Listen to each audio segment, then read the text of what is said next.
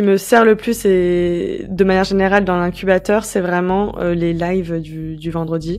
En un mot, franchement, c'est game changer. Pour moi, le fait de rejoindre l'incubateur et le fait de faire cet investissement, c'était un peu un pacte avec moi-même pour me dire l'année prochaine, je lance mon média. J'aime bien ce côté très pratico-pratique. Je te donne la ressource, je te dis comment l'implémenter et vas-y, go, passe à l'action, fais-toi plaisir. Et puis, il y a un peu comme des électrochocs où quand on a fait le Q&A le vendredi, où là, t'as corrigé mon offre et t'as réussi à me mettre le doigt sur un truc qui fait son chemin depuis et qui m'aide à réfléchir à une nouvelle offre. Salut India, donc India Pereira, donc tu es cliente de l'incubateur Solopreneur. Je suis enchantée de t'avoir à mon micro. Je viens de passer dans ton podcast à l'instant d'ailleurs, en 4 jours, donc on va en parler aussi. Et du coup, je voulais t'interviewer pour voir un petit peu comment t'as fait évoluer ton activité de freelance, parce que t'as fait des choses super intéressantes. Plusieurs cases sont cochées par rapport aux 4 piliers de la scalabilité dont je parle tout le temps, un peu la méthode de passer de freelance à solopreneur. Voilà. Alors, est-ce que tu peux me dire aujourd'hui ce que tu fais en freelance et finalement, qu'est-ce qui a changé par rapport à quand tu t'es lancé, quand tu t'es lancé dans le freelance? Yes. Salut Flavie. Merci, merci de m'avoir proposé cette interview. C'est très très cool. Je suis très contente de pouvoir échanger en direct avec toi et puis aussi d'avoir fait un podcast juste avant avec toi. Un épisode hors série. Donc pour en dire plus sur mon parcours. Alors donc moi je me suis lancée dans je me suis lancée dans l'entrepreneuriat en faisant un double grand saut parce que j'étais développeuse web et je me suis lancée dans la RH. Donc j'ai fait à la fois le saut dans l'entrepreneuriat et à la fois une reconversion. Ah ouais, d'accord. Mais là, laisse tomber. Quand on connaît vos parcours, moi, je savais même pas que tu avais été dev. Ouais. Trop marrant. Et du coup, j'ai décidé de me lancer. Alors, je sais que j'avais toujours eu envie d'entreprendre. Et j'ai décidé de me lancer parce que j'avais rencontré une start-up vraiment génialissime sur ses pratiques managériales, ses pratiques RH internes.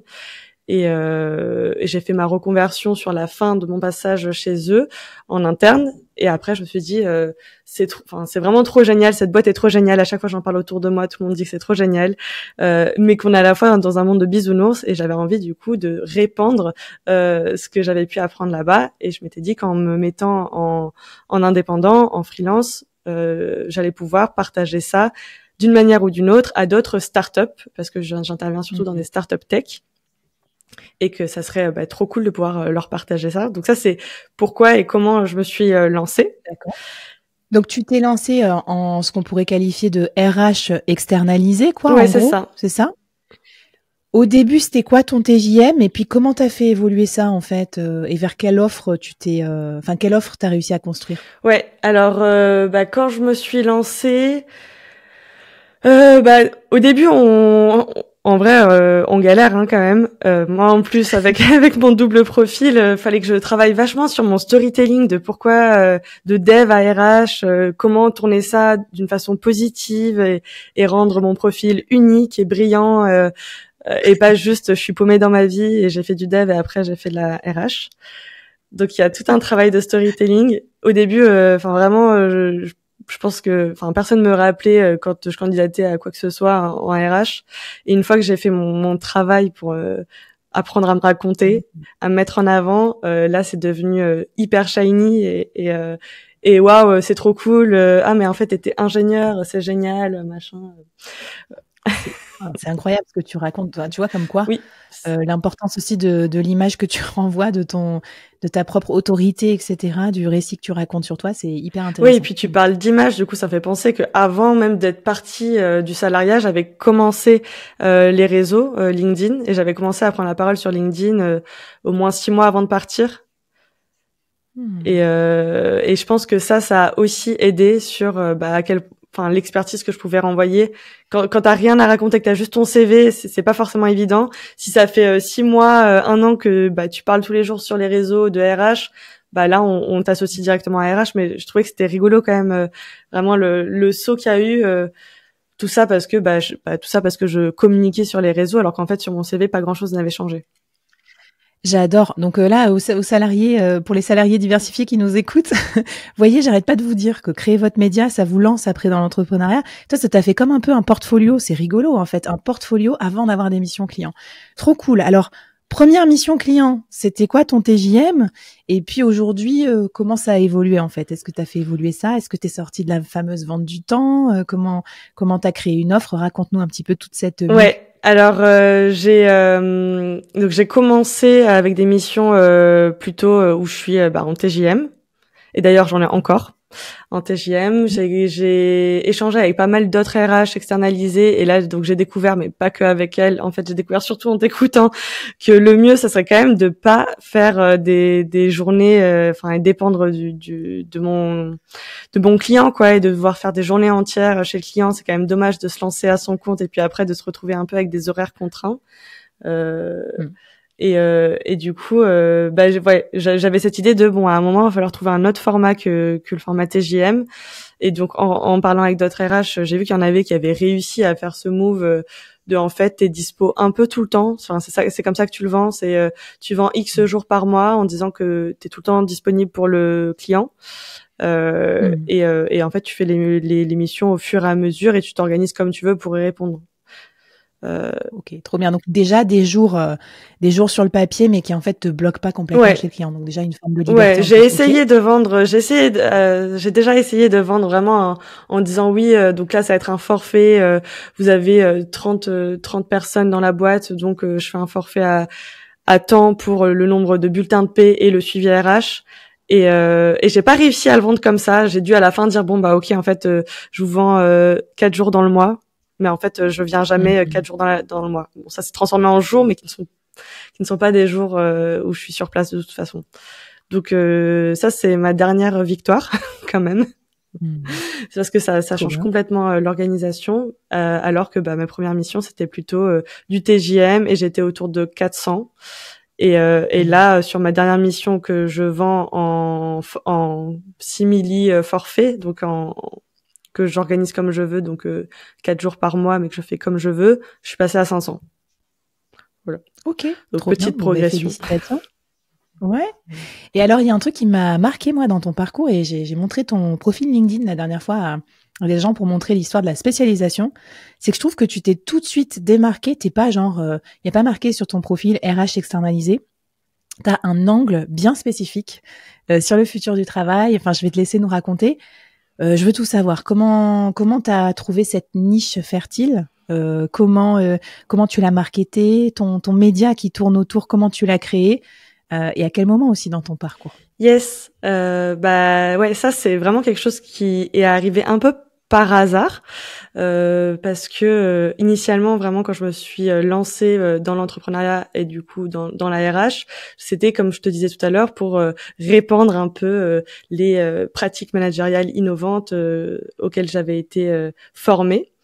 Et en fait, à chaque fois que je faisais des rencontres, du networking et que je racontais mon parcours, mon histoire et ce que je voulais partager, à chaque fois, ce que les gens retenaient de moi et ce sur lequel ils me posaient plein de questions, c'était le fait que j'avais fait passer, j'avais été leader de transformation dans mon ancienne boîte.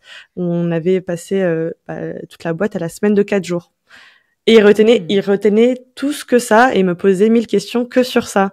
Donc au bout d'un moment, je me suis dit, ok, ça a l'air de les intéresser 1000 fois plus que mon histoire de pratique managériale innovante, qui est en fait un peu nébuleux et pas très concret, et ils comprennent pas trop de quoi je parle. Alors que quand on dit, en fait, j'ai fait passer ma boîte à la semaine de 4 jours, là, on sait ce que t'as fait. Ouais, c'est innovant et on sait exactement de quoi tu parles. Et donc hyper intéressant. Je rebondis juste parce que ça c'est trop marrant, c'est la force tu vois, c'est le client qui décide en fait. Toi tu penses que tu as plein d'idées innovantes et tout, puis tu pitches et il se passe rien dans les yeux du client et après tu racontes un truc que tu estimes lambda et là le client il est là waouh, c'est exactement ce qu'il me faut. Ouais, donc arrêtez de surcomplexifier et puis choisir un truc qui est vraiment qui rend service vraiment au client. OK. Ouais, voilà, du coup et là, t'en as fait une offre? Comment t'as transformé ça? Alors initialement, donc déjà je me suis dit ok, il y a un intérêt, va falloir faire quelque chose. Là, il y a eu la question, est-ce que je me mets à 100% de mon temps sur vraiment une offre, un accompagnement en semaine de 4 jours, ou est-ce que je fais moite-moite avec l'ARH? Donc, j'ai un peu itéré. Il me semble que j'ai passé peut-être 1 ou 2 mois plein temps à essayer de faire une offre sur la semaine de 4 jours.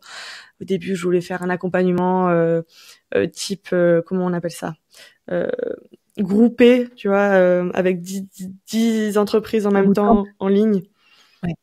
Ça a pas du tout pris, c'est pas du tout adapté, il faut faire quelque chose de sur mesure en fait. Mais voilà, j'ai testé et en fait au bout d'un moment je me suis dit OK, je vais pas mettre tous mes œufs dans le même panier. La semaine de 4 jours, c'est quand même un sujet dont à un moment on entendait beaucoup parler et je pense encore aujourd'hui, mais ça c'est en train de redescendre. Mais en fait entre en parler et passer à l'action, il y a un monde qui est assez grand.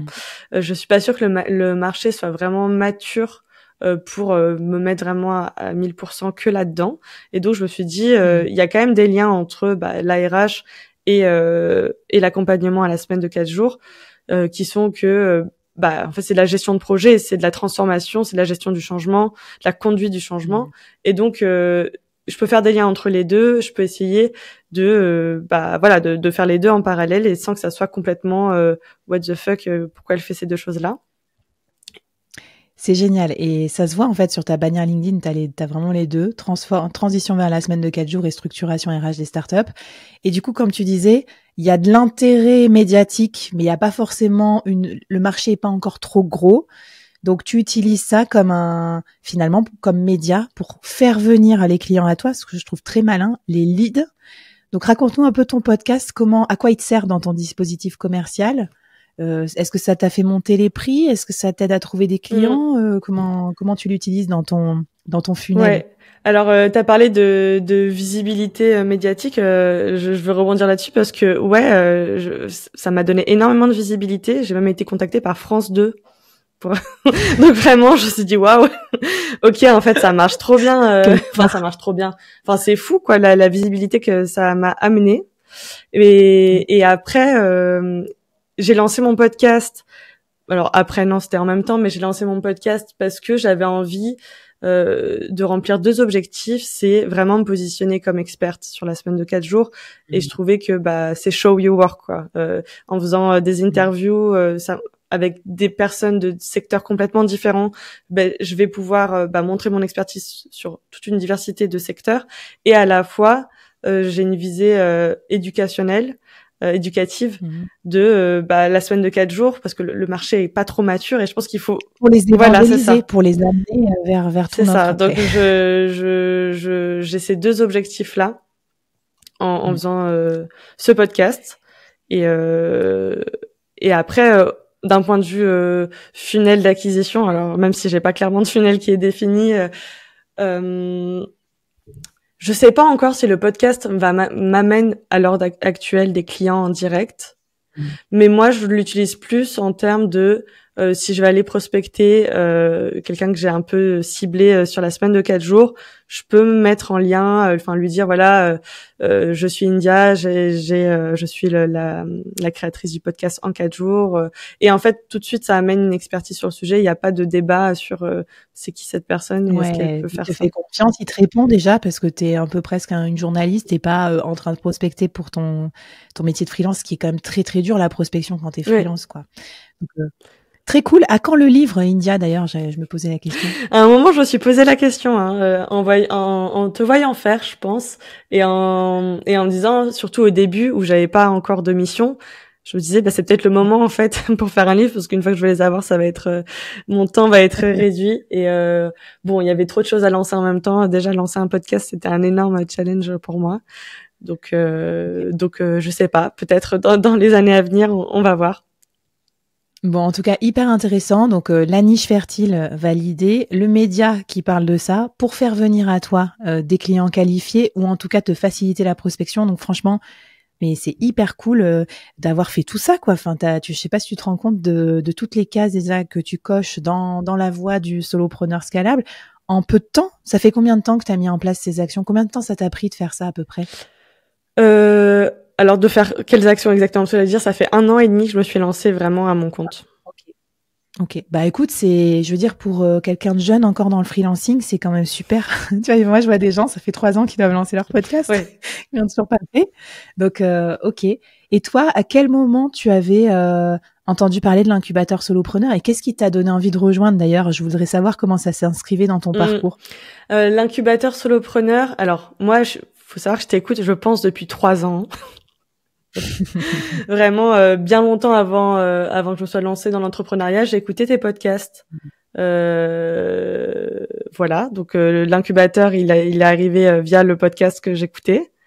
Et puis très vite, ouais, quand je me suis mise à mon compte, je me suis dit qu'il fallait que je sois accompagnée, que je sois pas seule. Et du coup, je crois que j'ai rejoint 3 mois après m'être lancée. Ah ouais, je direct. pense que je fais partie des premiers de l'incubateur solopreneur.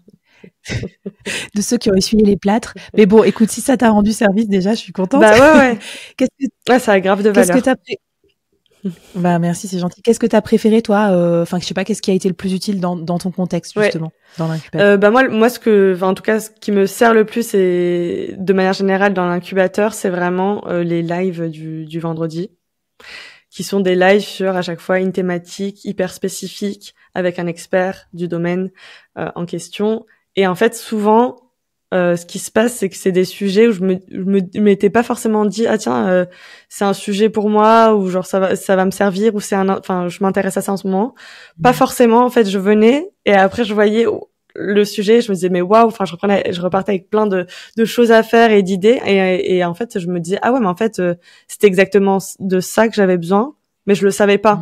En fait, on a besoin de maîtriser tellement de choses quand on entreprend, on a tellement de casquettes différentes, marketing, SEO, faut être podcasteur, faut faire des live LinkedIn, faut savoir se vendre. En fait, il y a plein de sujets, et du coup tu sais, enfin voilà, nous on fait nos choix de ce mois-ci je vais travailler sur ce sujet-là. Puis en fait, on vient en live et on se rend compte que ah ouais, en fait, on n'avait pas vu que ça pouvait être hyper important, je sais pas, de retravailler son branding sur LinkedIn, ou alors d'activer tout simplement de faire des live LinkedIn. En fait, moi, mes premiers live LinkedIn, je les ai fait en suivant tous tes conseils. Je crois que tu avais fait un live sur comment faire son premier live, il me semble. Et j'avais eu plein de questions en fait. Moi, personne m'avait montré, mais tout le monde m'a posé des questions. Donc en fait, c'est vrai que c'était un sujet pratico-pratique. Et ça, ça m'a permis de faire mon premier live, et mon premier live m'a emmené des énormes leads sur la semaine de 4 jours. Ah putain, je suis trop contente que tu dis ça, parce que je sais que c'est dur le format live, mais je le conseille souvent à mes alumni et tout. Je leur dis vas-y, fais ça, je t'assure c'est dur, mais après ça va t'amener beaucoup plus de clients que d'envoyer des mails. Ouais, j'ai fait 2 gros lives en mai, juillet même, je crois, de l'année dernière. Et en fait, une énorme entreprise, enfin 2, m'ont contacté pour la semaine de 4 jours, quoi, pour les accompagner, pour faire des ateliers avec leur manager. Et c'était vraiment les lives, quoi, qui les ont amenés. Et en fait, j'en ai pas refait sur la semaine de 4 jours depuis. Et à chaque fois, j'hésite, je suis là, c'est quand même un gros travail. Faut faire, le gros travail, c'est d'aller chercher des participants, quoi, parce que préparer le live c'est facile, mais avoir des gens qui viennent au live c'est un autre sujet. Mais en vrai, j'avais même pas grand monde qui était venu. Enfin, je pense que j'avais une dizaine de personnes, et ça a suffi, quoi. Ça me fait trop plaisir que tu dises ça, parce que moi, donc, je fais la curation de chaque live. C'est moi qui crée le programme, en fait, de l'année dans l'incubateur. Donc, il y a 52 lives. Et je me dis, quel sujet je mets au line-up et tout. Et je sais qu'il y a des sujets un peu sous-cotés. Vous dites, elle a fumé la moquette, Flavie, pourquoi elle nous dit de faire ça, tu vois? Mais moi, je suis passée par ces étapes, donc je me dis, ça m'a trop aidé. Ça, c'était hyper important. Ou, par exemple, je sais pas, tu parlais du SEO. C'est le truc con, mais c'est le truc, si tu fais pas un premier pas maintenant, dans 5 ans, tu le regretteras, tu vois, même si t'en fais pas 10 heures par semaine. Donc, hyper intéressant d'avoir ton feedback. Bon, écoute, si t'as des freelances comme toi, India, qui nous écoutent, est-ce que tu aurais envie de leur donner un conseil particulier, un petit tips, quelque chose que t'as appris, je sais pas, dans l'incubateur ou autre, ou en parlant avec d'autres solopreneurs et qui t'a aidé dans ton parcours? Alors déjà, moi, je leur dis à chaque fois d'écouter ton podcast. C'est gentil, merci. Vraiment, pour moi, ça m'a énormément aidé, tout le long d'écouter ton podcast. Ça, comme je viens de le dire, ça donne toujours des idées sur des topics que t'avais pas forcément en tête. Et après, un autre conseil que je donnerais, je pense que c'est vraiment ce truc de médias, de communiquer sur les réseaux et de montrer ton travail. Enfin, et ça peut être donc via une newsletter, comme tu disais, via des posts LinkedIn, via un podcast, mais c'est la meilleure façon de prouver son expertise et de se vendre. Trop intéressant. Et tiens, je rebondis sur ce que tu as dit parce qu'on me pose souvent la question. Comme je suis assez prolifique en podcast et que j'avoue que moi je compte pas trop, je donne plein de conseils aussi en podcast, les gens m'ont déjà posé la question, c'est quoi la différence entre le podcast et l'incubateur? Parce qu'on pourrait se dire, si j'ai tout gratuit dans le podcast, pourquoi venir dans l'incubateur? Donc toi qui es cliente entre guillemets des deux, qu'est-ce que tu répondrais à cette question? Dans les lives de l'incubateur, en fait, on peut poser nos questions. Moi, je passe mon temps à poser des questions. En direct. Donc t'es en direct avec l'expert, tu lui poses directement des questions. En plus maintenant tu fais des séances un peu Ask Me Anything ou questions-réponses par rapport à un exercice donné en avance. Je trouve ça trop bien. Donc en fait on a vraiment une séance presque de coaching en one-one. Enfin, il y a un groupe quand même, mais en tout cas, on peut poser vraiment pas mal de questions. Sur les séances, on peut faire un exercice en amont et le ramener. C'est trop cool. On se fait corriger nos exercices. Donc, c'est vraiment personnalisé, quoi. C'est trop cool. Non, les deux ensemble, ça marche très bien. Écoute, c'est hyper sympa. Et en fait, c'est vrai que ça me permet de passer un message parce que je pense que les gens se rendent pas compte. Je reçois plein de messages de plus en plus. Tu peux m'aider sur ci, tu peux me dire sur ça. Et c'est pour ça que j'ai créé l'incubateur. C'est parce qu'aussi, moi, j'arrive pas à répondre aux gens. Alors, merci d'écouter le podcast, mais en fait, j'ai trop de mails dans ma boîte. Si je réponds à chaque personne avec des conseils business, j'ai pas le temps. Maintenant, dans l'incubateur, on doit être à peu près 200 dans le programme annuel, tu vois. Si j'enlève mes alumni de bootcamp et tout ça, 200, c'est encore vraiment à taille humaine dans le sens où je reconnais les gens tous les vendredis, je peux répondre aux questions, je fais des lives s'il y a besoin sur des sujets spécifiques, donc c'est là que je peux plus facilement vous coacher en direct. Ouais, et puis en plus cool. Sur chaque live, on est jamais 200 parce qu'en fait, on va pas à tous les lives. Ah et oui. Du coup, c'est encore plus à taille humaine. Enfin, on est plutôt autour d'une dizaine, quinzaine max, et je trouve ça cool. Ouais. On reconnaît aussi des têtes parce que c'est souvent les mêmes qui s'y retrouvent. Mais ouais. Tiens, tu t'es fait des potes ou pas t'as activé le côté tes pairs, d'autres solopreneurs ou pas? Eh bien, pas du tout. J'ai pas du tout activé ça. Et c'est quelque chose que je devrais certainement faire. Mais non, j'ai pas activé ça. Par contre, j'ai retrouvé des personnes un peu que j'avais vues par ailleurs dans d'autres événements de networking et qu'on s'est retrouvés là-dessus, quoi. Donc c'est assez rigolo de voir des personnes que je connais par ailleurs qui sont aussi dans l'incubateur. Et... écoute, non, mais je te pose la question parce qu'on me demande aussi, on me dit, en fait, à la base, je l'ai pas pensé comme une communauté à la base, l'incubateur. C'est vraiment un truc pour apprendre à devenir solopreneur, un peu comme un incubateur de start-up où tu as surtout des cours, des conseils, du coaching. Mais il y a des gens qui l'utilisent à fond et tout, donc je voulais savoir si vous aviez fait des belles rencontres. Mais voilà, toi, ce sera peut-être ton cas plus tard, mais en tout cas, c'est cool aussi d'avoir un endroit pour faire des choses ensemble. Et je vais l'activer de plus en plus en organisant des challenges, des pods de soutien, des trucs comme ça. Donc pour ceux qui ont plus cette fibre communautaire. Bon India, merci beaucoup pour ton temps précieux. Avec grand plaisir. Bravo à toi en tout cas pour ton parcours de freelance. Et peut-être je te quitte avec cette question. Sera quoi ton objectif pour la suite? Est-ce que tu as un défi à faire encore dans la route de freelance vers solopreneur? Là mon défi, comme je te disais, mais récemment j'ai réussi à rendre me rendre un peu moins dépendante de mes missions clients sur la RH. Donc il faut que de l'autre côté, donc côté semaine de 4 jours, j'arrive vraiment à décrocher un bon premier ticket de transformation côté semaine de 4 jours, quoi. Donc là c'est Bon on est avec toi. On ira liker et soutenir tes posts, ton podcast pour t'aider à trouver des clients et venir à ton live si jamais t'en réorganises. Yes. Trop cool. Merci beaucoup pour ton temps et puis à très vite dans l'incubateur. Alors, salut Lydia. Flavie. Salut Cyril, comment ça va? Ça fait plaisir de te voir de ce côté-là de la caméra, toi qui as plutôt l'habitude de monter mes podcasts vidéo et audio. Écoute, ça va très bien, très content d'échanger avec toi. Effectivement, ça me fait bizarre, mais il est temps que moi aussi je vienne prendre la lumière un peu. C'est ça, en fait, toi ton métier c'est de mettre les gens en vidéo, du coup t'as moins l'habitude de parler. Exactement. Moi, je suis hyper contente de t'avoir à ce micro et en fait c'est vrai que c'est ça aussi la communauté du board. Vous êtes tantôt invité, tantôt mes clients, tantôt c'est moi qui suis cliente chez vous. J'adore ça aussi dans cet univers de freelance où on se rend tous service les uns les autres. Donc c'est trop cool.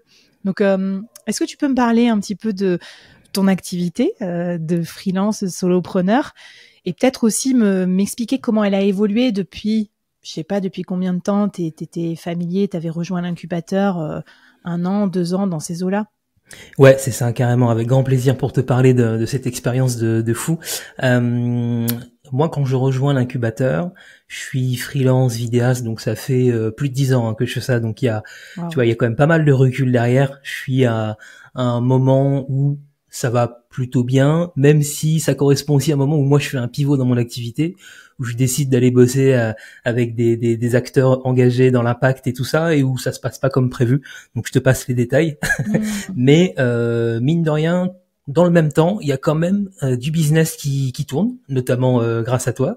Et finalement, je fais un autre pivot pour aller me spécialiser dans un premier temps dans les vidéos courtes verticales, format très porteur, et aussi dans le podcast vidéo. Donc que ce soit voilà dans le montage comme on peut faire ensemble, ou même dans la réalisation avec des entreprises qui ont besoin de le package du package entier. Donc tu vois, mon entrée dans l'incubateur, il arrive à ce moment-là, et j'ai l'impression que ça vient soutenir le pivot que j'ai fait à ce moment-là. Donc c'est arrivé à un super moment, quoi. Trop intéressant. Moi, je vais peut-être quand même te poser des questions, parce que souvent, je dis aux gens qu'il faut pivoter et se spécialiser sur une niche fertile. C'est un de mes piliers, tu vois, dans ma pédagogie de l'incubateur. Et du coup, tu peux quand même en parler ou pas de ce truc-là, parce que t'as fait ce premier pivot et ça s'est mal passé. Ça, c'est ce que tout le monde redoute. Alors, tous ceux qui vont écouter vont se dire, ah putain, j'en étais sûre, c'est trop dangereux de bouger, faut pas changer, faut pas bouger. Pourtant, moi, je conseille aux freelances de bouger, justement. Est-ce que tu peux juste me raconter pourquoi ça s'est mal passé et finalement, qu'est-ce que t'en as retiré? Et d'ailleurs, est-ce que tu referais ce pivot aujourd'hui en connaissance de cause ou pas? Je pense que je le referai parce que ça fait partie du chemin, tu vois. Je pense que si je connais pas ce pivot qui se passe pas très bien, je suis pas là en train de te parler, tu vois, et je suis pas en train de monter tous les trucs trop cool qu'on fait ensemble ou avec d'autres clientes. Donc très clairement, oui, pour répondre à ta question, je pense que je le referai. Et pour te donner les grandes lignes de ce pivot-là, moi, ça vient à un moment où j'ai envie justement de me spécialiser, parce que jusqu'à présent, je fais de la vidéo, mais sur plein de trucs un peu différents, tu vois. Alors même s'il y a ce côté éditorial, parce que moi, ma formation à la base, c'est journaliste vidéo. Donc il y a quand même ce truc-là, tu vois, je fais pas de cinéma, de fiction ou de choses comme ça. Il y a quand même ce fil rouge-là, mais je sens que ça part quand même un petit peu dans tous les sens. Donc je me dis, tiens, j'aimerais bien concentrer tous mes efforts dans un milieu. Et moi, il y avait un milieu que j'aimais bien et que j'aime toujours bien d'ailleurs. C'est le milieu, tu vois, du crowdfunding, des levées de fonds, des choses comme ça, où on accompagne des acteurs, en tout cas des entrepreneurs et des entrepreneuses qui ont envie, avec une belle idée d'impacter le monde qui nous entoure, en quel que soit le domaine. Et la vidéo, elle a un rôle à jouer, en fait, tu vois, dans cette dynamique qu'ils connaissent à un moment donné. Donc je me suis dit, ok, on va essayer de se spécialiser dans cet écosystème-là, sachant que j'avais eu 2-3 projets, tu vois, qui correspondaient à ce que j'avais envie de faire. C'est aussi ce qui m'a donné l'envie d'aller me spécialiser. Et donc après avoir échangé pas mal avec, tu vois, des gens qui étaient passés par soit des levées de fonds, soit des campagnes de crowdfunding, je me suis dit, ouais, il y a un truc à faire, le contact est bon, ce que je leur présente, ça a l'air de faire écho. Donc on y va, quoi. Et puis après il y a la réalité où au final, je sais pas si c'était une bonne idée de parler à des gens qui avaient déjà fait ça et qui ne sont plus finalement dans cette dynamique, parce que tu vois, ils sont pas en train de vivre ce que je leur, tu vois. Ouais. C'est après coup, c'est facile de dire, ah oui, c'est vrai que ça aurait été une bonne idée, moi ça m'aurait plu si tu m'avais formé. Ouais, donc c'était pas des clients, des prospects potentiels, quoi. C'est des gens qui avaient déjà, qui étaient passés un next step. Peut-être aussi le fait qu'ils étaient en crowdfunding, ils avaient pas les fonds non plus pour te payer, te rémunérer. Ouais, c'est ça. Alors après, moi, j'avais imaginé, tu vois, des offres un peu innovantes où je prenais une rémunération en fonction du pourcentage qu'il faisait, tu vois, comme ça, il y a pas trop de prise de risque.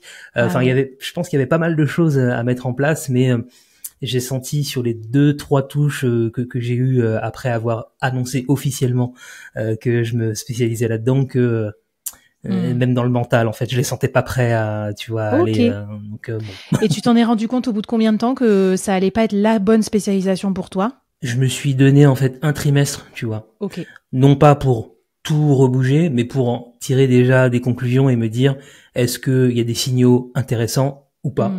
Et très clairement, non, ça c'est quand même très très calme. Et en fait, moi, j'étais dans le même temps, j'avais une autre partie du business, tu vois, qui commençait à grossir, quoi.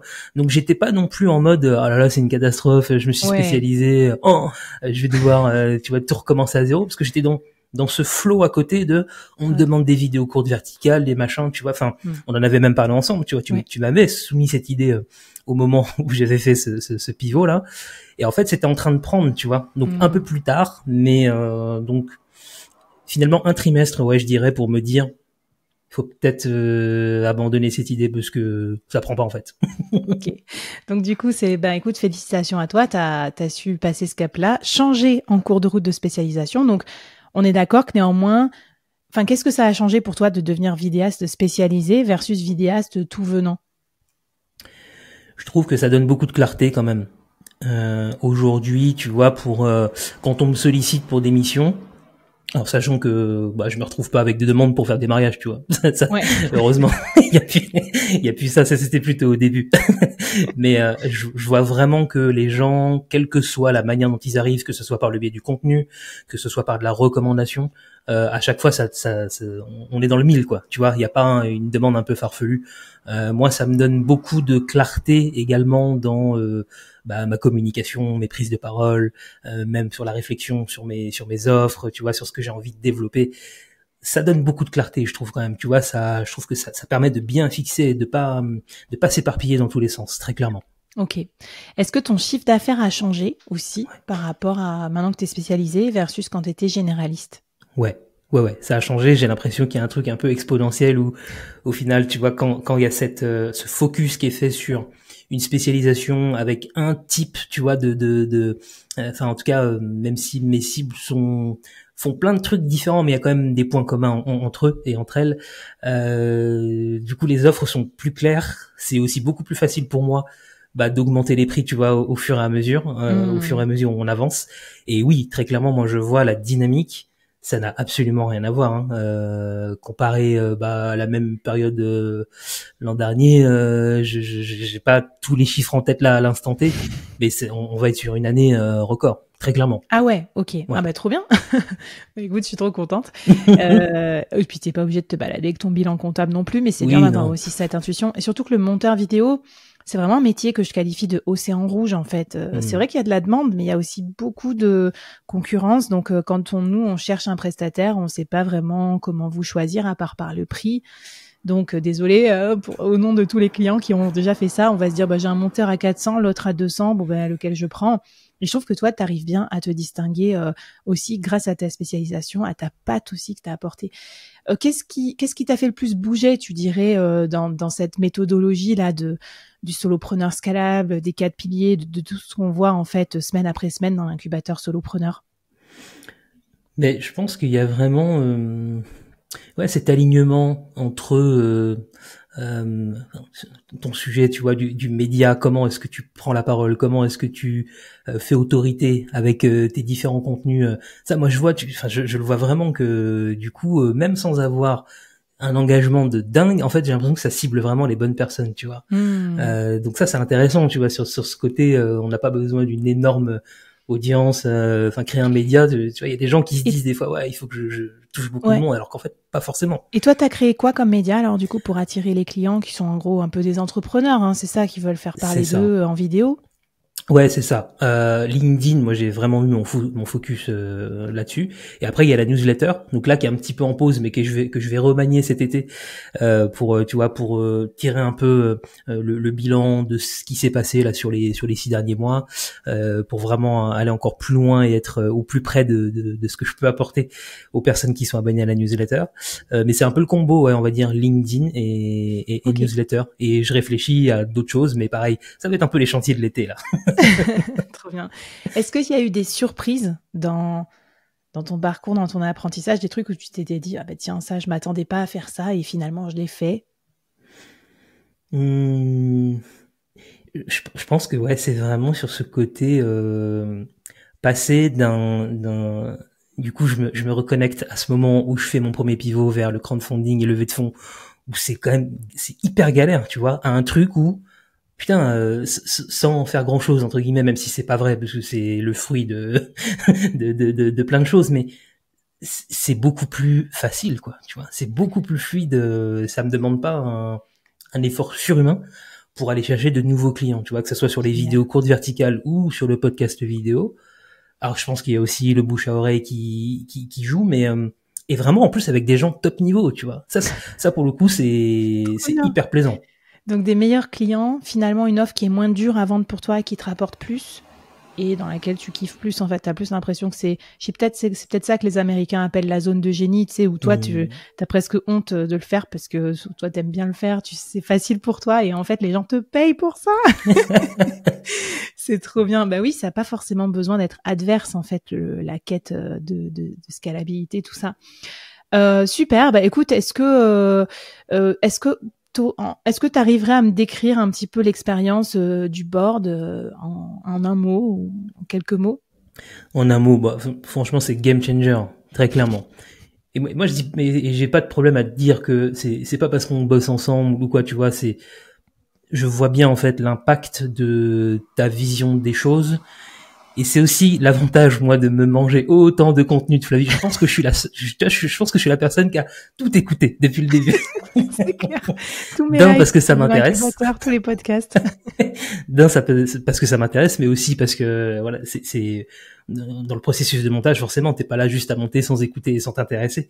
Et je vois bien à quel point, moi, ça me donne, tu vois, un cadre et ça m'évite, encore une fois, de m'éparpiller. Et je vois bien, en fait, tu vois, ta méthode, hein, les 4 piliers, c'est bon, ça a vraiment infusé en moi.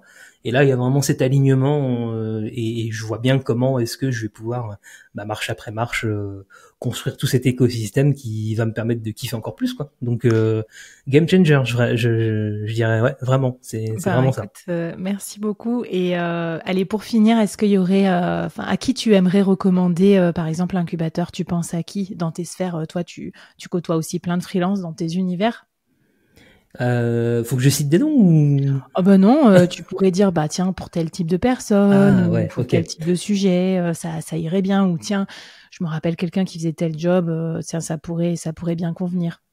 Moi je vois quelqu'un, je pense je pense parce que c'est pas mal des gens moi qui entreprennent depuis un petit moment quand même.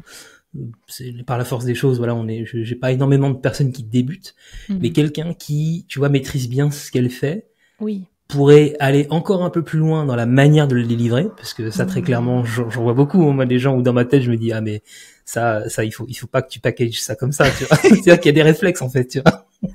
Donc, tu vois, quelqu'un qui est sur le marché quand même, sur son marché depuis un petit moment, et qui sent le plafond de verre arriver, et très clairement, là, en entrant dans l'incubateur, tu déverrouilles les portes les unes après les autres, que ce soit par les lives, même tous les templates que tu balances, c'est quand même, c'est trop bien, quoi. Et puis même là, moi, ce que j'aime bien aussi, c'est l'aspect communautaire où tu vois, t'as des échanges quand même avec des gens qui vivent un peu la même chose que toi, qui te permettent de voir les choses dans un angle un petit peu différent.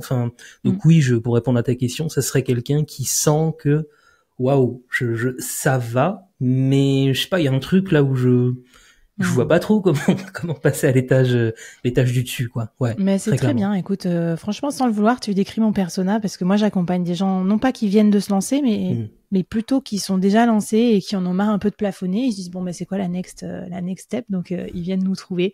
Et tiens, d'ailleurs, petite question bonus. Parce que je t'avais demandé de faire un live aussi sur les vidéos courtes parce qu'on était tous nuls en vidéo short, on était un peu naze, on avait besoin d'aide.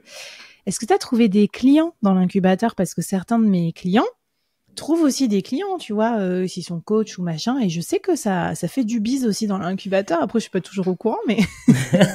Ouais, ça fait du bise. Alors, je crois que les clients que j'avais eu grâce à toi, c'était plutôt par le biais du bootcamp. Tu vois, avec les office hours, où tu vois, on avait pu j'ai des clientes que j'ai encore d'ailleurs, hein, tu vois, que ça soit, je pense à Vanina par exemple. Ouais, Vanina carrément. Tu l'avais eu en office hour vidéo et après tu avais bossé avec elle. C'est cool. Ça. On avait fait, et c'est cool parce que on a fait la totale ensemble. C'est-à-dire que ça a commencé par donc l'office hour en mode consulting, tu vois. On a ensuite fait un tournage de capsules courtes, package 12 vidéos à Paris. Elle avait loué un endroit très cool. Et maintenant, c'est toute la prod de son podcast vidéo. Donc, j'ai trop hâte let's de go. voir. Bon, bah écoute, félicitations en tout cas pour tout ce que tu fais et merci pour nous aussi de nous faire profiter de ta science vidéo. C'était trop cool, Cyril. Et mesdames et messieurs, j'espère que ça vous a plu de voir l'artiste derrière tous les cuts, le board, les vidéos courtes, les vidéos longues. Maintenant, YouTube, il en peut plus de me voir. C'est pour ça qu'on va écourter. J'ai un nouvel épisode à monter là.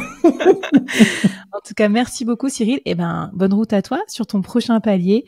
Et voilà, reste comme t'es, super sympa, positif et bien sûr une clé de voûte aussi dans la communauté des indépendants et tout. Waouh, 10 ans de freelancing et vivement que j'ai ton niveau d'expérience. J'ai trop hâte d'arriver à ce palier aussi. Bah écoute, merci beaucoup. Merci à toi. Merci Cyril. Ciao. Ciao. Bon, écoute, salut Laetitia, bienvenue sur ce podcast. Toi qui es ma podcast manager, ça me fait plaisir aussi de t'inviter comme ça en live dans le podcast. Quel effet ça te fait? Trop contente d'être là. Merci beaucoup. Écoute, je trouve ça super intéressant ton métier, parce qu'en fait c'est un nouveau métier en plein essor, podcast manager, forcément avec l'essor des gens qui créent des podcasts, qui se lancent sur YouTube, etc. Tu vas nous en parler. Est-ce que tu peux me présenter un petit peu ton business en fait? C'est quoi ton business? Je sais pas si tu veux partager aussi d'ailleurs, c'est quoi ton offre ou ton chiffre d'affaires? Enfin, raconte-nous un petit peu quel est ton quotidien de solopreneuse. Ouais. Alors, donc du coup, je suis podcast manager et copilote en lancement de podcast. Donc, je me suis quand même spécialisée dans le lancement de podcast. Donc, j'accompagne en fait des entrepreneuses essentiellement à créer et lancer un podcast. Donc, vraiment de l'idée jusqu'au lancement. Et l'objectif, en fait, c'est vraiment qu'elles en fassent un levier stratégique pour leur business et que ça leur permette après d'asseoir leur autorité dans leur domaine. Ok. Donc ça, c'est pour la casquette lancement et la casquette podcast manager. Du coup, j'interviens vraiment comme un bras droit sur tous les aspects, post-production, communication comme ce que je fais pour le board avec Mélanie et développement du podcast. Ok, très clair. Bon, on voit que tu as bien bossé déjà d'ailleurs ta spécialisation. Peut-être tu vas nous en parler juste après. Avant ça, je voulais savoir qu'est-ce qui t'avait donné envie de rejoindre l'incubateur, parce que parfois j'ai la question de gens qui écoutent souvent mon podcast, ils me disent c'est quoi la diff entre le podcast et ça. Alors toi t'écoutais pour le coup tous les épisodes de podcast puisque t'étais podcast manager et néanmoins tu t'es dit je vais rejoindre l'incubateur solopreneur. Tu te rappelles ce qui t'a donné envie de faire ce switch? Ouais, complètement.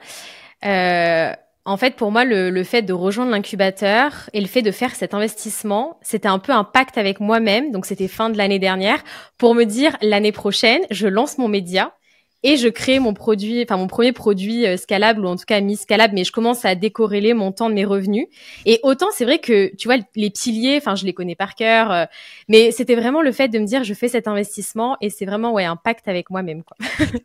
Je rigole trop parce qu'on est pareil, je pense. Moi, dès que j'ai envie de me bouger vraiment les fesses sur un truc, j'achète. Tu vois, typiquement, j'avais acheté ChatGPT il y a très longtemps en me disant ouais, je sens que ça va être important ce truc d'IA, que ça au moins je l'ai payé et je m'y mets. Et aujourd'hui, je vois encore des gens qui sont en gratuit et qui l'utilisent pas ou peu. Donc, hyper intéressant. Tiens, du coup, je mets les pieds dans le plat direct. Donc, on est combien de temps après, là? 1 an après? Ça fait combien de temps que tu avais rejoint? Non, là, ça fait un peu plus de 6 mois, je pense. Ok, super. Ouais. Alors, où t'en es par rapport à tes objectifs de départ? Est-ce que tu les as atteints? Raconte-nous un petit peu ce qui s'est passé. Ouais, alors, mon objectif numéro 1, c'était de lancer mon média cette année, donc de lancer mon podcast. Donc, c'est atteint parce que du coup, là, j'ai lancé mon podcast en mai. Donc, il est encore tout récent. Mais c'est un gros step pour moi, même si c'est mon métier et que je sais très bien comment lancer un podcast. J'avais quand même cette appréhension de m'exposer aussi, tu vois, entre guillemets, et de prendre la parole et de lancer mon média. Donc, j'avais plus de l'appréhension par rapport à ça. Mais je suis du coup très contente de l'avoir fait. Parce que mon objectif à travers mon podcast, donc il s'appelle Silence sa podcast, et donc c'est d'accompagner d'autres entrepreneuses à oser prendre la parole et lancer leur podcast. C'est trop bien. Enfin, évidemment que on attend ça de ta part en fait, mais c'est intéressant ce que tu décris, le frein psychologique de se dire, je pense que ce qui se passait derrière toi, c'était et si ça marchait pas, j'aurais l'air de quoi alors que c'est ma spécialité. C'est pas un peu ça que qui t'a freiné? Pas le plus. Moi, les peurs que j'avais vraiment, c'était de me dire, mais si c'est nul, est-ce que si je dis des trucs complètement à côté de la plaque, un peu peut-être la peur du jugement. Ouais. Et bien sûr, vu que j'ai cette casquette aussi alors j'aime pas dire experte parce que on est toujours en chemin, tu vois, mais qui a quand même une expertise sur le sujet. Oui, j'avais peut-être peur aussi de T'avais des de standards élevés aussi. Ouais, bah, je pense comme beaucoup en vrai, on met la barre haute. Et oui, non, c'était plus ça de me dire, ouais, est-ce que ça avait, enfin, qu'est-ce qu'on pourrait penser potentiellement ou peut-être peur du jugement de valeur, je sais pas. Bon, en tout cas, tu as bien fait de ça. l'avoir lancé. Il Ouais. est de très bonne facture. Moi, j'adore. Et je trouve qu'il n'y a pas encore assez de podcasts justement sur comment créer, développer son podcast dans l'environnement Ouais. francophone. C'est pas très très répandu, bizarrement. Mm-mm. Donc, c'est une très bonne niche que tu as choisie. Est-ce que c'est peut-être trop tôt, mais je sais pas. Là, on est en juin. Mais Mm-mm. est-ce que ça t'as déjà le sentiment ou la preuve que ça a déjà apporté des clients ou permis d'augmenter tes prix ou eu un impact sur ton business? Alors pas encore, très honnêtement. En plus, après l'avoir lancé, j'ai coupé pendant 3 semaines. Donc 3 semaines en plus où j'ai pas communiqué. Enfin, c'était pas la meilleure idée de le lancer avant mes vacances. Donc non. Au moins c'est fait. Ouais, je voulais le faire avant, donc au moins c'est fait. Après, j'ai reçu des commentaires de personnes que je ne connaissais pas et qui ont écouté tous les épisodes, etc. Donc je trouve ça incroyable. Mais après, voilà, je sais que je joue long terme, surtout avec le podcast, et que ça portera ses fruits plus tard. Mais non, du coup, pas encore pour l'instant. Bon, bah écoute, en tout cas, félicitations. Le plus gros est fait et tu l'as lancé et tout ça. Tu disais après, c'est quoi ton deuxième objectif? C'était ton produit scalable? Ouais. Alors, comment ça se passe de ce côté-là? Donc là, pour l'instant, alors mes offres sont packagées, mais mine de rien, c'est encore beaucoup corrélé au temps que j'y passe. Et donc là, mon offre signature, c'est mon offre de lancement, donc qui est une offre individuelle sur 10 semaines, et j'aimerais la faire évoluer pour proposer une formule un peu hybride où il y aurait et de l'autonomie avec, par exemple, une plateforme de formation et toujours les sessions stratégiques individuelles. En tout cas, pour l'instant, un peu comme tu fais avec ton bootcamp. Ouais. Donc j'aimerais migrer vers ce modèle-là, et donc là c'est en pleine réflexion. J'ai trouvé une experte pour m'accompagner sur la partie pédagogie parce que je ne suis pas formatrice, donc j'ai aussi envie, tu vois, de me monter un peu en compétences, mais ça serait la suite logique, quoi. Trop bien. Bon, bah écoute, félicitations. Et je trouve que tu as quand même très très bien bossé le pilier expertise. Parfois, on l'oublie un peu parce que toi, tu t'es spécialisé dans un monde où il y a beaucoup de concurrence, où les prix peuvent être bas parce que ça peut être assistant virtuel. Ok, c'est bon, j'ai besoin de quelqu'un pour poster mes épisodes sur Ocha. Et tu vois, tu t'es déjà démarqué avec vraiment cette offre packagée, cette offre signature. Tu l'as dans ta présentation, tu en parles très bien sur comment gagner en autorité. Donc, t'as pas juste dit j'aide les gens à publier leur podcast, quoi. T'es vraiment allé hyper creuser là-dedans. Trop bien. Est-ce que tu te souviens, enfin, qu'est-ce que t'aimes bien dans l'incubateur? C'est quoi tes formats préférés? Parce qu'il y a plein de trucs aussi dedans. Donc c'est parfois un truc sur lequel j'ai beaucoup de questions. Ouais. J'en ai peut-être mis un peu beaucoup dans l'incubateur. Alors, je t'avoue que je l'exploite pas autant peut-être que je devrais. Du coup, moi, ce que je consomme le plus, c'est les lives du vendredi. Alors, je suis pas toujours présente en live, mais sinon les replays. C'est essentiellement ça. Et je pense que la communauté aussi, c'est un gros point fort de l'incubateur. Mais tu vois, je pense que je l'exploite pas assez, quoi. Ouais. Ah tiens, toi qui as un produit qui pourrait convenir aux incubés, Ouais. est-ce que tu as déjà eu des clientes qui sont venues via l'incubateur? Non, mais parce que je pense que justement, j'exploite pas la communauté, en fait. Donc, non. Bon, bah, il faut qu'on organise un live ensemble, lancer son podcast. Et t'inquiète pas, je prends pas de commission en plus. Non, mais en fait, c'est trop marrant. Tu vois, j'ai mis en place un système pour voir un petit peu quel est l'impact business. Et certains m'ont dit, bah, moi, j'ai trouvé des clients.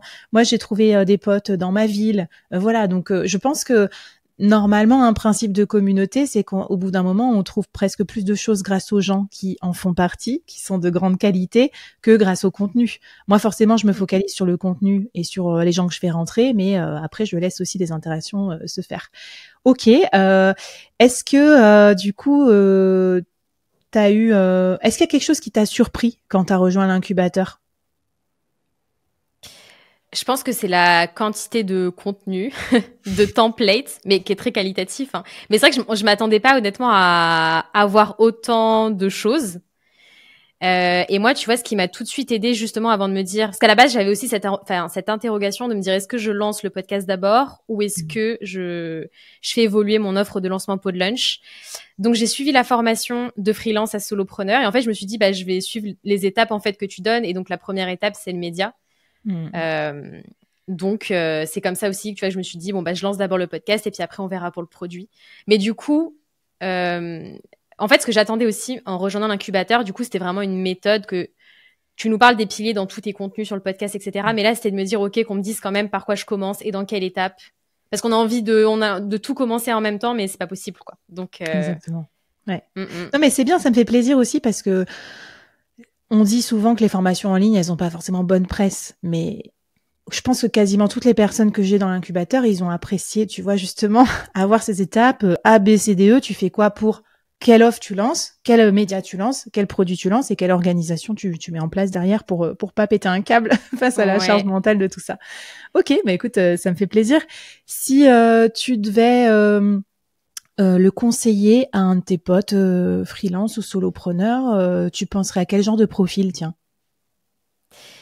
Je penserais à un profil comme le mien, c'est-à-dire qui a déjà peut-être, je sais pas, 1 an ou 2 d'expérience dans sa niche, qui a des missions clients, à ne plus, enfin beaucoup de missions clients, ou en tout cas qui a eu le temps de se faire la main, d'expérimenter, et qui se sent prêt à peut-être, tu vois, se spécialiser, à lancer son média, et à commencer justement à créer un produit scalable, quoi. Ok, trop bien. Il y a un autre point qui m'intéresse dans ton parcours, Laetitia, c'est que t'es digital nomade, un peu. Enfin, je sais pas si comment tu te qualifies? Ben, je sais pas. Je pense que je suis entre le digital nomade et l'expatrié. Mais là, en tout cas, je suis au Portugal et pour le moment, je suis installée au Portugal. Ok. En tout cas, trop classe. Moi, évidemment, je suis très jalouse des spots de surf sur lesquels tu vas. Je t'attends au Portugal, Flavie. Je viens de recevoir avec grand plaisir. Voilà. Et du coup, je me demandais aussi si ça avait contribué, tu vois, sur le type de formation que tu fais. J'imagine, quand t'es nomade et tout ça, tu dois être habitué quand même aux formations en ligne aussi, non? C'est une façon que t'as de te former dans ton métier? Oui, bah essentiellement formation en ligne dans tous les cas, parce que quand je me suis lancée, j'étais déjà à l'étranger. Donc pour moi, depuis le début, ça a toujours été la formation en ligne. Même au début, j'étais assistante virtuelle. C'était avec une formation en ligne, quoi. Juste après le Covid. Et c'était tout nouveau, où même en l'achetant, j'avais peut-être un peu peur de me dire est-ce que ça va être un scam, mais bon. Mais oui, ça a toujours été ça. Bon, bah écoute, hyper intéressant de voir aussi comment tu te formes. En fait, comment tous vous formez dans vos métiers, parce que tu as raison de dire, on a plein de missions clients, donc il faut aussi trouver le temps. Tu penses que tu consacres combien de temps, toi, de ton activité à te former? Je sais pas, ça serait difficile à estimer. Je le fais pas forcément toutes les semaines. Alors après, ça dépend aussi ce qu'on entend. Enfin, si c'est formation vraiment via une formation en ligne, parce que je pense que l'écouter des podcasts, c'est aussi comme ça que je fais ma veille et que je me forme un peu toutes les semaines au moins. Ouais, non, je saurais pas te dire. Je dirais plus que c'est ponctuel et ça dépend le besoin. Si j'ai une formation en cours à un moment. Ok. Ouais, donc plutôt, mais c'est intéressant parce que tu vois, ça me permet aussi à ceux qui nous écoutent, qui cherchent des idées de formation en ligne. Ça, je le vois beaucoup plus. Des formations en ligne très nichées, en fait, des besoins. Oui. Et je pense que c'est pas pour rien que les lives du vendredi fonctionnent bien aussi, parce que c'est très précis. Genre, ouais, par exemple, là, on faisait un live sur comment présenter son offre en call de découverte client. Bon, bah, t'en as besoin, tu veux le mode d'emploi, t'as pas envie de chercher sur Apple Podcast, c'est la terre entière, d'écouter 4 heures de podcast pour un mec qui va en parler 2 minutes. Donc, tu viens au workshop et tu fais.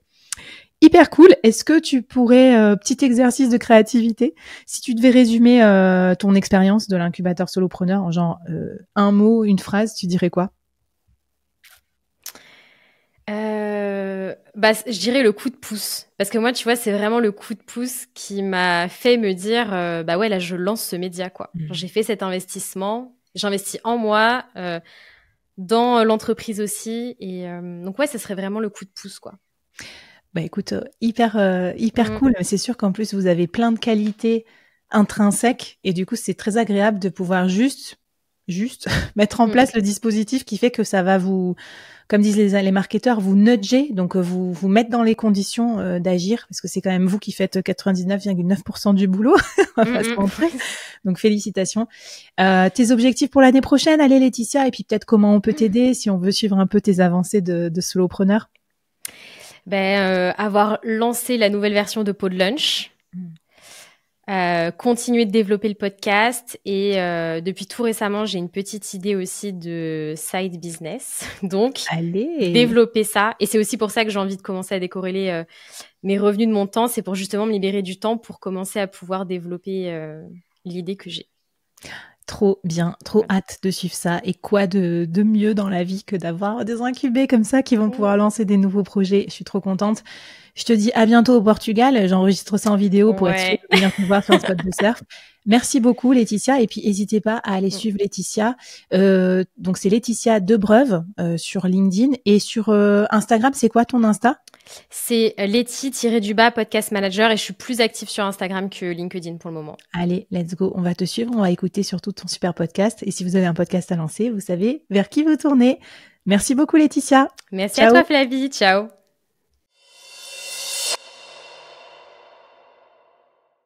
Alors Bérangère, je suis hyper contente de te retrouver en podcast. On avait déjà fait un épisode de podcast ensemble et depuis, eh bien, tu avais rejoint l'incubateur Solopreneur. Donc là, je te mets au mic en tant que cliente pour que tu me racontes un petit peu ton expérience.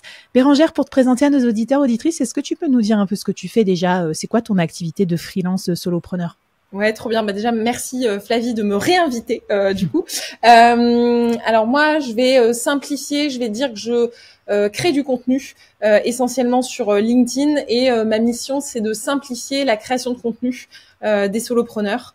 Donc j'ai plusieurs offres, plusieurs formats, plusieurs modèles. Soit j'écris pour eux, soit j'écris avec eux, soit je les aide à écrire. Mais en gros, voilà, c'est un peu ça mon activité. Alors, énorme, parce que je vais mettre les pieds dans le plat tout de suite, parce que quand je t'ai connue, je crois que tu étais ghostwriter pour les recruteurs sur LinkedIn. Donc, tu avais déjà une niche fertile, mais tu n'avais pas ce qu'on appelle une offre ou un produit. Voilà. Donc, et là, tu te présentes, j'ai l'impression de voir un espèce de changement déjà. Ouais. Dans ton public, les solopreneurs, et dans différentes offres que tu as. Notamment, moi, je me rappelle, j'avais acheté ton offre de recyclage de contenu. Ouais. Donc, quand s'est passée cette transition? Et qu'est-ce qui s'est passé en fait? Et est-ce que peut-être aussi raconte-moi un peu ce que tu as vu dans l'incubateur ou ailleurs qui t'ont donné envie de faire cette transition.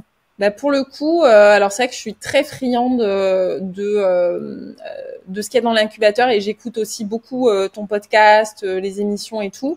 Et c'est vrai que le côté, tu sais, tu parles beaucoup des piliers de la scalabilité.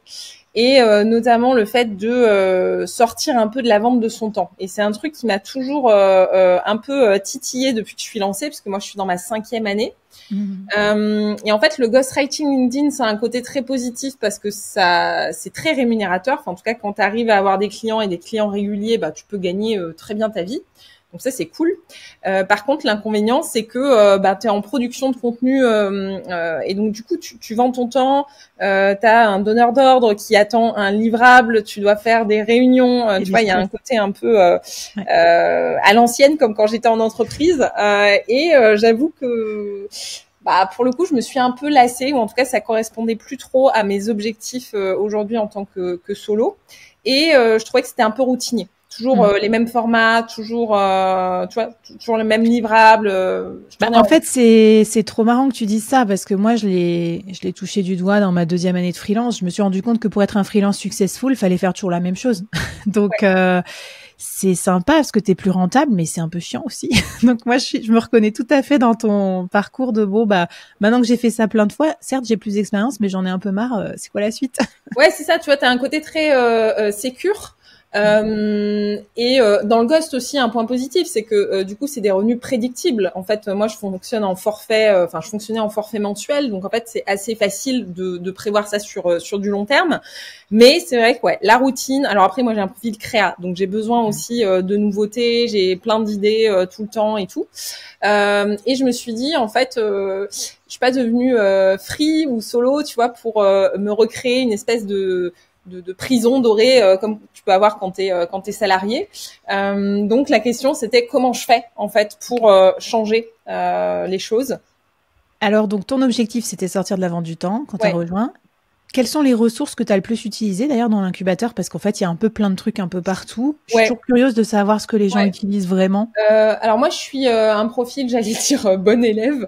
Donc, je suis d'abord la théorie et après, j'essaye de mettre en pratique. Donc, j'ai commencé par les ressources, les cours, on va dire, sur la partie solopreneur. Et par contre, j'ai beaucoup utilisé, je me suis beaucoup nourrie de deux choses dans les outils.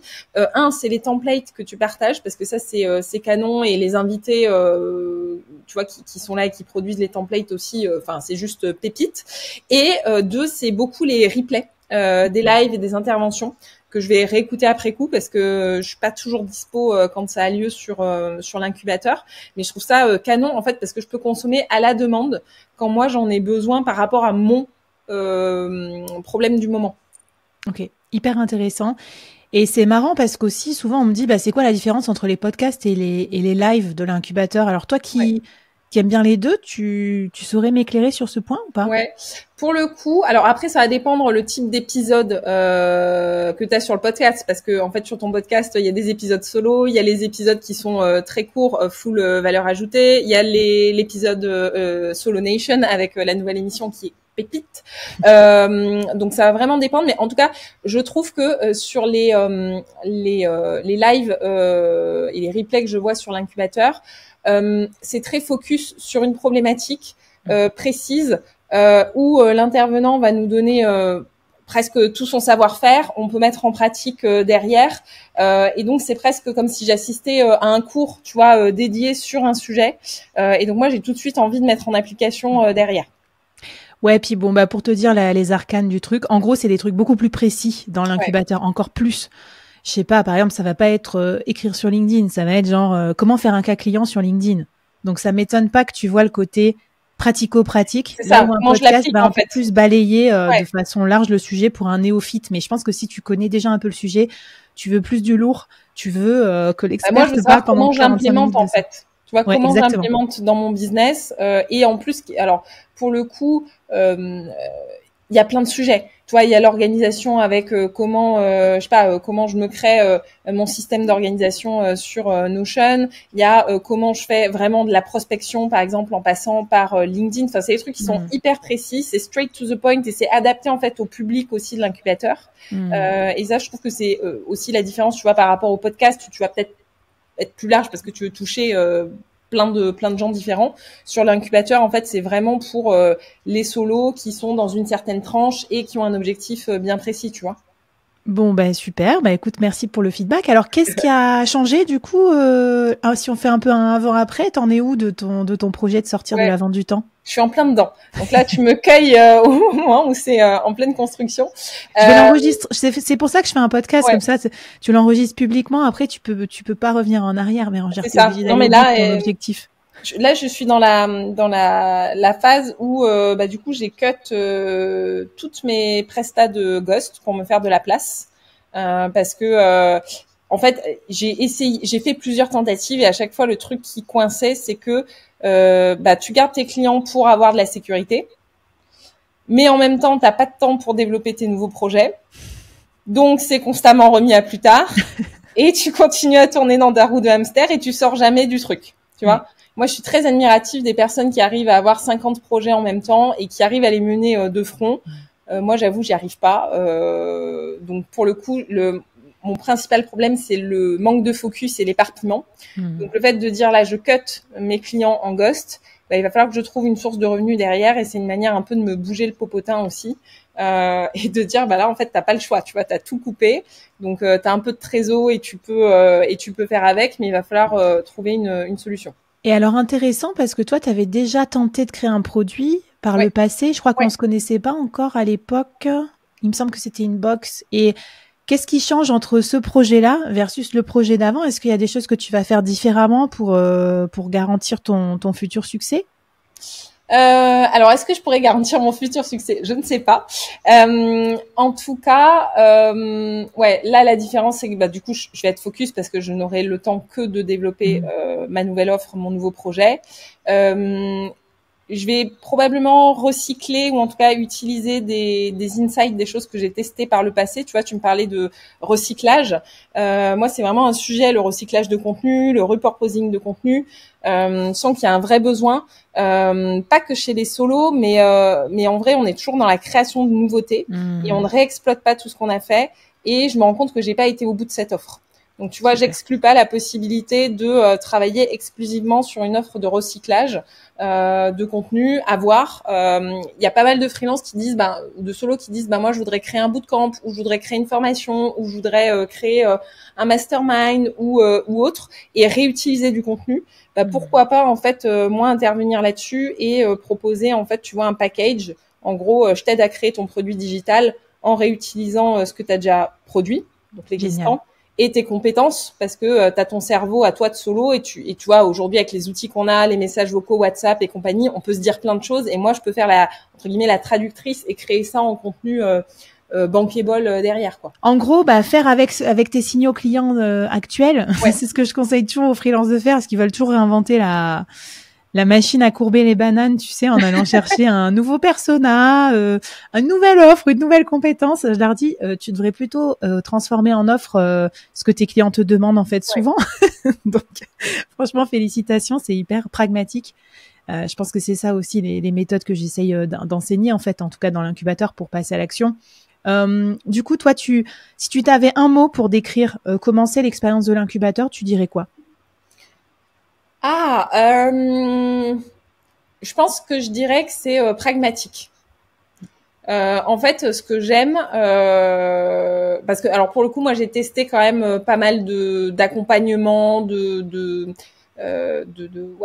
mastermind, de choses comme ça. Et en fait, j'aime bien ce côté très pratico-pratique. Et ce que j'aime aussi, c'est que tu as des concepts qui sont un peu uniques. Tu vois, je sais pas comment dire, tu vas pas me répéter ce qu'on m'a déjà servi ailleurs, tu t'incarnes beaucoup quand même les concepts que tu prônes, et du coup moi ça me parle beaucoup, mais vraiment ce côté pratique de je te donne la ressource, je te dis comment l'implémenter, et vas-y go, passe à l'action, fais-toi plaisir. Trop bien. Écoute, pour finir, toi qui connais très bien l'univers des solopreneurs d'ailleurs, qui a plein de potes freelance, plein d'abonnés et tout, tu penses que ça serait bien à recommander pour quel type de personnes, quel type de freelance ou d'indépendant l'incubateur? Ouais. Je pense que pour les free qui veulent justement aller vers du soloprenariat, sortir de la vente du temps, commencer à développer une vraie offre, un vrai produit, tu vois, vraiment, par exemple, des prestats qui se disent, en fait, je veux sortir de ça et je veux prendre un petit peu de hauteur. Je pense que c'est pas mal adapté. Et les freelances en fait qui sont qui ont plus le temps en fait d'aller chercher du contenu sur YouTube, en podcast et compagnie, là en fait tu prends un raccourci. Non mais c'est vrai. Et puis après il y a le côté aussi communautaire, c'est qu'en fait c'est un truc dont on n'a pas parlé, mais en vrai sur la communauté on peut aller toper n'importe quel autre solopreneur en disant tiens, on est dans l'incubateur ensemble, tu vois, toi t'as des compétences là-dedans, moi j'ai des compétences là-dedans, est-ce qu'on peut pas trouver un terrain d'entente, faire je sais pas du troc de compétences ou tu vois, et ça je trouve ça génial. Quelle bonne idée. Allez, ma dernière question pour toi Bérangère, c'est que toi t'as suivi un bootcamp un peu comme le mien, tu vois, avec Floriane, je crois, de mémoire. Et donc moi, là, il y a l'incubateur version self-service, c'est de ça dont on parle, mais il y a aussi l'incubateur version bootcamp. J'ai souvent des questions. C'est quoi la différence entre les deux?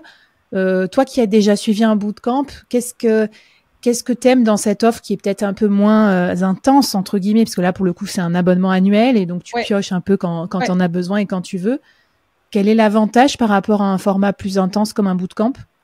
Ouais, là, en fait, tu l'as très bien dit. C'est que là, en fait, j'arrive en mode pas chill, parce que c'est pas vrai. On n'est pas chill quand on est dans l'incubateur. On vient quand même chercher des choses pour se bouger et faire bouger son business.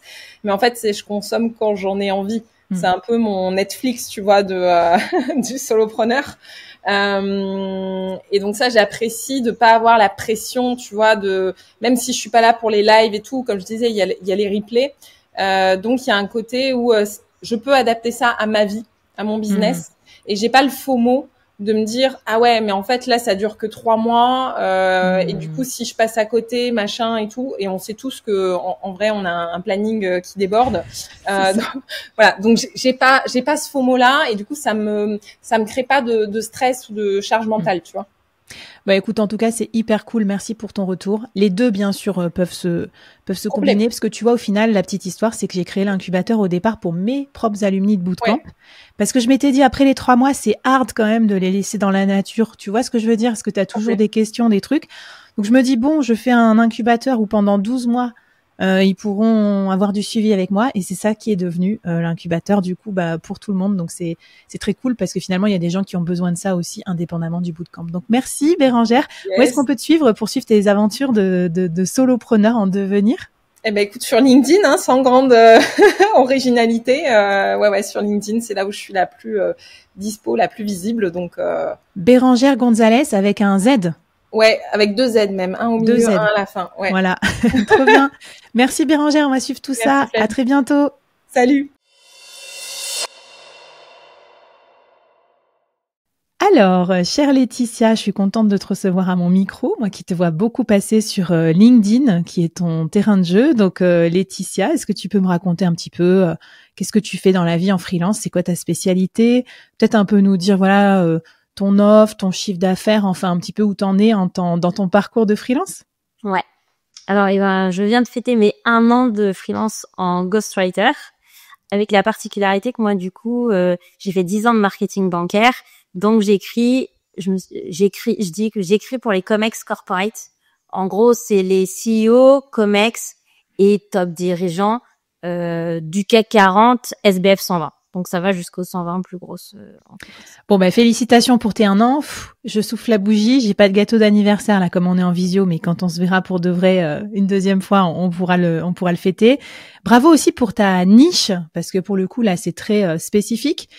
Au niveau de ton offre, comment tu prices, combien ça te rapporte de chiffre d'affaires? Est-ce que tu peux nous dire un petit peu déjà ça? Ouais. Alors j'ai commencé, donc je price par mois, donc c'est un forfait mensuel de 4 postes par mois parce que les corporates ils font pas plus. J'ai commencé à 800 € les 4. Là je suis à 1002. Et j'ai grosso modo 7 clients, mais en fait, tous sont pas réguliers. Enfin, j'en ai pas 7 qui payent par mois. Ça veut dire qu'il y en a qui, c'est aussi le souci de ma cible. Ça veut dire qu'il y en a qui sont volontaires, mais t'en entends plus parler pendant 2 mois, puis ils reviennent. Donc, j'ai des trucs qui s'espacent un peu dans le temps. Souvent, ils ont envie de bosser tous au même moment. Parce que les creux, parce qu'ils ont c'est cyclique la vie corporate et donc j'ai validé ma cible, mais au niveau de l'offre, je m'y retrouve pas totalement. Et puis chacun a des fonctionnements différents. Il y en a où il y a le service marketing qui est intégré, qui valide, donc il y a double validation.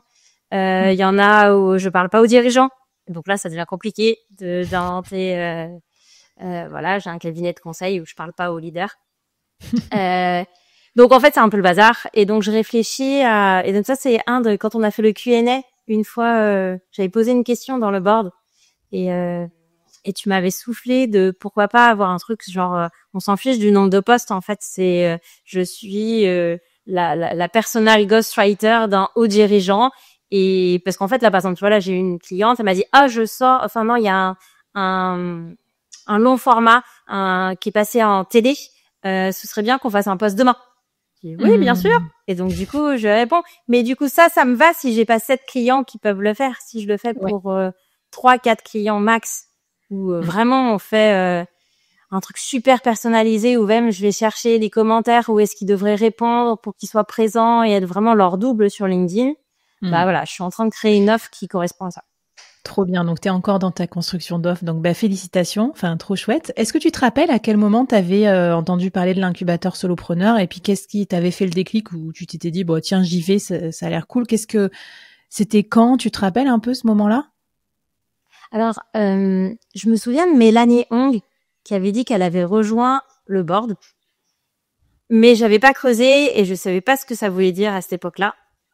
Et je crois, soit je t'ai vu passer sur LinkedIn, soit c'est quelqu'un d'autre qui m'en a parlé, mais ça a fait tilt. J'ai raccroché le wagon en disant ah oui, j'avais vu quand Mélanie était passée là.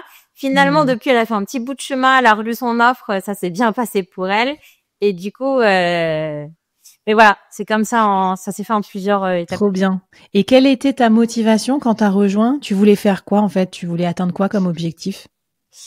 Alors, ce côté soloprenariat me parlait. Enfin, j'étais convaincue que t'allais dans la bonne direction. Mais aussi, ce qui me parlait, c'est que c'est ton côté ancienne corpo. Il y avait un discours qui me... Enfin voilà, presque 40 ans, des enfants. Je me retrouvais dans cette approche. Sinon, enfin voilà, sur le web, tu peux vite te retrouver avec voilà, on n'a pas les mêmes contraintes. Des jeunes sans enfants qui ont peut-être jamais bossé, parce que moi aussi, je dois travailler sur tous mes mauvais réflexes de corporate. C'est-à-dire que c'est pas la première fois que j'essaye de devenir freelance ou d'être à mon compte. Et au fur et à mesure, à chaque fois, j'évite de commencer par faire 25 000 slides avant de commencer à écrire quelque chose. Enfin, les jeunes qui sont sur le web, ils sont pas passés par tout ce bordel. Ouais, ils n'ont pas été matrixés comme nous par le salariat. Super, super intéressant d'avoir ton feeling là-dessus. Du coup, là, ce qui est intéressant aussi dans ton parcours, Laetitia, c'est que toi, tu suis un peu un double parcours, enfin peut-être même plus d'ailleurs, je sais pas, mais tu t'es abonné à l'incubateur Solopreneur. Et tu es aussi dans un parcours d'accompagnement personnalisé de type bootcamp, spécialisé sur ton domaine, qui est le freelance en écriture, parce que moi, je suis spécialisée du soloprenariat, mais je suis pas spécialisée du dev ou du freelance en écriture.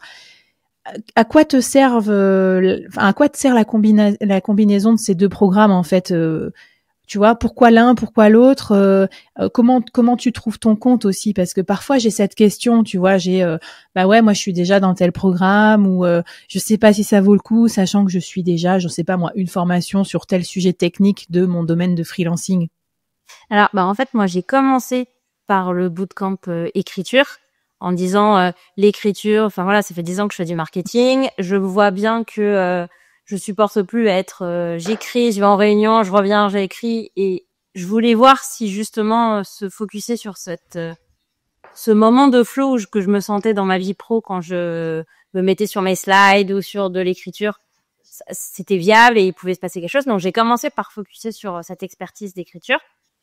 Et une fois que j'ai été dans le bain et que j'ai vu que je commençais à avoir des clients et que je pouvais créer une vie pro avec ça, je suis venue vers toi pour aller un peu plus loin, pour me structurer en mode plus business et puis avoir cet accompagnement un peu long terme. Alors après, j'avais déjà rejoint une communauté en ligne et j'avais pas trop aimé, celle de Thomas. Ok. Berbich. Je m'étais sentie perdue dans le flow. Après, moi, dans mon parcours aussi, c'est que j'ai quitté les corporates par un burn-out et je garde un peu un truc de trop d'infos. J'ai un cerveau qui, un peu comme s'il garde un réflexe de too much. Je suis plus capable de le gérer trop. Donc, j'étais ressortie en disant c'est pas pour moi. Là, ce que j'apprécie chez toi, c'est ce côté carré. Enfin, c'est carré. Il y a des trucs qui me rassurent, qui me rappellent mon ancienne vie. Et c'est vrai que c'est carré, même s'il y en a encore beaucoup, tu vois, par exemple, en fait, le truc avec Valentin, le bootcamp d'écriture, c'est que, oui, c'est con, mais on te prend par la main et à la fin du temps du bootcamp, t'as livré des trucs et t'es déjà en action. J'ai un peu de toute façon, bien sûr, moi, c'est pas pour rien que je fais les deux, mais c'est pas le même prix. Oui, voilà. Donc, effectivement, t'as un côté self-service et l'autre non. Et dans le self-service, des produits comme le mien, où tu mets tout dedans, ça peut être un peu, beaucoup d'informations, mais bon, t'as la barre de recherche. Mais toi, Laetitia, qu'est-ce que tu dirais qui a été le plus utile pour toi dans l'incubateur Solopreneur? Alors, il y a la formation scalabilité qui vraiment me permet de structurer et d'avancer pas à pas pour le business. Et puis, il y a un peu comme des électrochocs où quand on a fait le Q&A le vendredi, où là, t'as corrigé mon offre et t'as réussi à me mettre le doigt sur un truc qui fait son chemin depuis et qui m'aide à réfléchir à une nouvelle offre. Trop bien. Mais écoute, c'est vrai que j'essaye de faire ça maintenant, un live par mois où je réponds à vos questions. Moi, je trouve ça hyper cool. La semaine dernière, on l'a fait aussi. J'ai pu tout analyser de tout l'écosystème scalable d'une solopreneur. Donc, c'était hyper chouette. Laetitia, toi, t'as aussi lancé ta newsletter. Donc, ça, c'est un des préceptes que moi, je conseille quand t'es solopreneur. C'est de créer son média pour créer sa propre autorité, pour monter tes prix, que tu as monté entre autres depuis. Est-ce que tu peux nous raconter un petit peu cette aventure? Comment tu t'y es pris? Comment ça s'est passé? En fait, c'est c'est pas une newsletter qui va m'aider à trouver des clients pour mon ghostwriting, parce que je me dis que je suis assez autonome. Enfin, ça me suffit ce que j'ai aujourd'hui. Par contre, c'est un peu pour rendre la variété. Tout ce que j'apprends, j'aurais voulu j'aurais voulu que la Laetitia qui se morfondait dans le salariat, dans sa tour d'ivoire, se mette sur LinkedIn. Et donc c'est un peu une manière de penser, parce que voilà, du coup je suis sortie de là par un burn-out. De là pareil. Et c'est comme si je convainc mes anciens collègues, c'est comme si je convainc mon ancien moi. J'ai découvert un nouveau monde et je pense vraiment, sincèrement, c'est une conviction profonde que tous les salariés devraient prendre la parole sur LinkedIn pour être plus libres de leur choix, pour inverser le rapport de force qu'on peut avoir des fois en interne, pour exister, être plus libre pour sa carrière. Donc, j'ai créé la newsletter Corpo mais pas trop. Trop bien. Et l'idée, c'est en fait, je veux pas être qu'une gourou LinkedIn qui donne des conseils de LinkedIn. C'est plus de dire, quand on est salarié, on se rend pas compte d'autres manières de voir la vie pro, d'autres manières de se vendre et de partager ces choses-là. Et donc, l'objectif après, c'est de vendre des petits produits ou des trucs qui vont aider les salariés à se mettre sur LinkedIn. Après, ils peuvent parler de moi à leur boss pour devenir leur ghostwriter. Je parle au corpo parce que du coup, je me suis rendu compte aussi que dans le ghostwriting, il y en a pas beaucoup. Enfin, c'est très bien. T'as trouvé ta niche fertile et du coup, tu l'as occupée. Tu l'as occupée aussi avec ton média. Puis bon, sans doute que ce média, il va t'aider à monter tes prix aussi et à trouver des clients aussi par recommandation, voire même tes clients pour ton futur produit scalable. Donc, si je comprends bien, t'as un peu des idées de productiviser ton expertise. Déjà, tu commences à avoir des idées, des pistes là-dessus. Ouais, c'est ça l'objectif. C'est que du coup, après, monter petit à petit un écosystème, de ce que j'apprends d'un côté, je puisse le productiviser de l'autre pour les salariés. Trop bien. Bon, écoute, merci beaucoup pour tout ça. Quel est ton objectif pour finir là sur ta partie freelance solopreneur et dis-nous comment on peut t'aider aussi, si jamais, ou comment on peut te contacter. Du coup, je vais lancer une nouvelle offre, donc illimitée pour des clients premium corporate. S'il y a des gens qui voient des anciens corporate, je suis toujours à même de créer du lien avec les anciens du monde qui ont un pied dedans, un pied dehors. Génial. Trop bien. Écoute, j'ai hâte de la voir. Du coup, j'espère que tu nous la présenteras dans l'incubateur. Et puis peut-être pour finir, dis-moi si tu penses dans ton environnement de freelance, à quel genre de freelance ça peut convenir aussi l'incubateur solopreneur? Parce que tu l'as expliqué, il y a plein d'offres pour se former en ligne. Il y en a qui conviennent à certains types de tempéraments. Toi, t'en as aussi déjà testé. Tu conseillerais à qui l'incubateur? Moi, j'aurais vraiment voulu faire le côté salarié diversifié. Je trouve que j'aurais dû commencer par ça. Moi, ça n'existait pas à mon époque, mais j'ai monté plusieurs side business. J'ai fait des goodies entre la Chine et la France. J'ai fait de l'affiliation. Dès que j'avais un temps mort et que je me sentais pas bien dans ma vie corpo, j'essayais et j'y arrivais pas. Du coup, ça marchait pas et il a fallu que je fasse un burn-out pour m'en sortir. Je pense que si j'avais fait un programme comme ça m'aurait vraiment aidé. Trop cool. En tout cas, je sors ton exemple aux salariés diversifiés pour leur montrer que c'est possible.